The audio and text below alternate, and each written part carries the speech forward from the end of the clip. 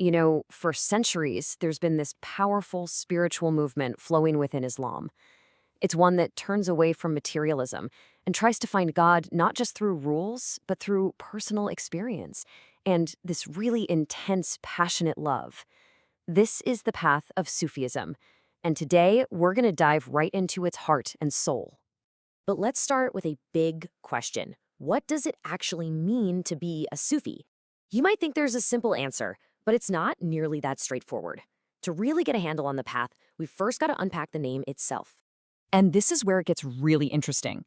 Even the origin of the word Sufi is up for debate, which kind of perfectly captures the depth of the whole tradition. Does it come from Suf, the scratchy wool clothes worn by the first mystics? Or maybe Safa, which means purity of heart? Or what about Safa, a nod to a platform where the Prophet's followers used to gather? Each one tells you something vital about what this movement values. Now, what's crucial to understand is that Sufism didn't just pop up out of nowhere. It was a kind of response, really a critique of the growing materialism in the early Islamic empires. So instead of only focusing on rigid, scholarly interpretations of holy books, the early Sufis were all about the inner journey. They were looking for a direct, personal connection with God through devotion and love, and they modeled their own lives on the Prophet Muhammad as the perfect spiritual guide.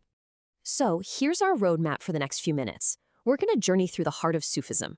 We'll look at its core principles, that vital bond between a master and a disciple, and see how devotion gets expressed through things like music and pilgrimage. Then, we'll zoom in on the super influential Chishti order in India, before we unpack that fascinating and sometimes tense relationship between spiritual saints and worldly rulers. All right, let's start with the absolute basics of the spiritual path. What did a Sufi community actually look and feel like day to day? Where did this all even happen? Okay, so at the very center of any Sufi community was the Khanqah, or hospice. But don't just think of it as a building. Think of it as this vibrant hub for everything: social life, spiritual life, you name it. It was run by a teaching master, who might be called a sheikh, a pir, or a murshid, and it served as a home where disciples would live and pray, a school where they got guidance, and pretty much an open house where anyone from any walk of life was welcome. And that leads us right into one of the most essential ideas in all of Sufism: the relationship between the master and the disciple. We're not talking about some casual mentorship here. This was a deeply sacred bond. So becoming a disciple, or a murid, was a formal process. You couldn't just show up. You had to enroll with a sheikh, you'd take a very specific oath of allegiance, and then there were these outward signs, like wearing a patched garment and shaving your hair, that showed everyone you were committed to this path and you were leaving worldly vanity behind. Now, this master-disciple relationship is part of something way bigger, a concept they call the Silsilah. It literally means a chain, and you can basically think of it like a spiritual family tree. It connects a master and disciple in this unbroken line that stretches all the way back to the Prophet Muhammad himself. And the belief was that through this chain, spiritual power and blessings, they called it baraka, were passed down through the generations. Okay, so how did all this intense inner devotion actually express itself on the outside? This is where Sufism becomes this really public, vibrant part of life for everyone, mainly through two key practices: pilgrimage and music. So when a great sheikh passed away, their tomb shrine, or dargah, would become a new center for devotion. The idea was that in death, the saint was finally one with God, and because of that, they were actually more accessible to their followers. So people would make a pilgrimage, a ziyarat, to the dargah, looking for the saint's blessings, not just for spiritual stuff, but for help with their everyday lives too. And these two images really capture both sides of that devotion perfectly. On one side, you've got the qawwals, these amazing musicians whose whole purpose is to stir your soul and bring on a state of divine ecstasy. And then on the other, you have the serene, sacred space of the dargah itself, a place for quiet thought and prayer. This mystical music actually has a formal name, sama, which literally means audition or listening. Its whole point is to help you remember God, to feel his presence through sound. And this practice was absolutely central to a lot of Sufi orders, especially the Chishtis. And speaking of the Chistis, we have to focus on them for a bit. Because when Sufism arrived in the Indian subcontinent, it was the Chisti order that became the most influential by far. And the reason why is just a masterclass in how to adapt culturally. So what was their secret? Well, instead of closing themselves off, they completely wove themselves into the local fabric. They embraced Indian devotional traditions. They spoke in local languages like Hindavi, and they even brought in yogic breathing exercises. But here's the crucial part. Their Khanqahs ran these open kitchens called langars, which gave free food to absolutely everyone, no matter their faith.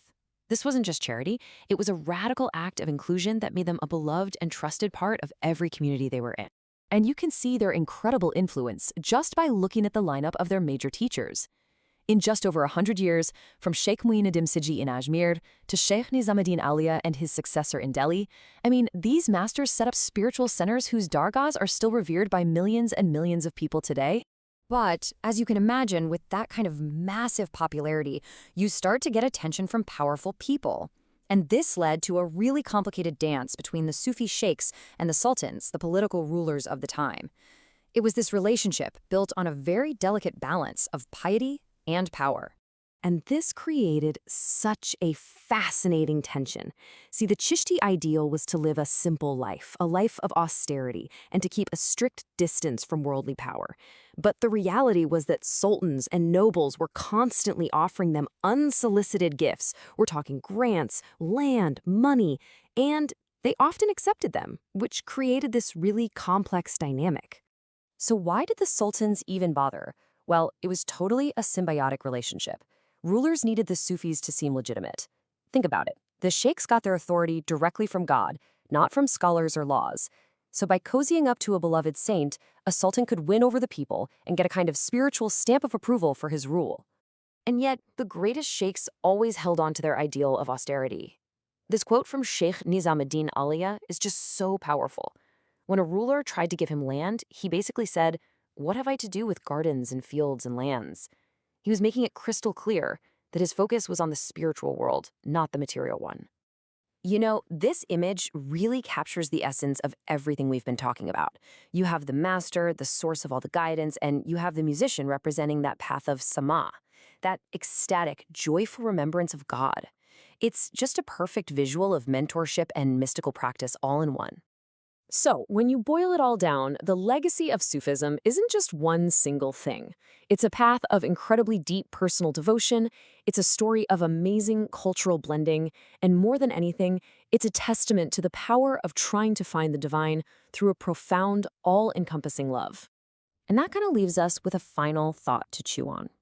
In a world that often feels more material and more divided than ever, how do ancient mystical traditions like Sufism, with all their emphasis on inner experience and universal love, how do they continue to find meaning and relevance for us today?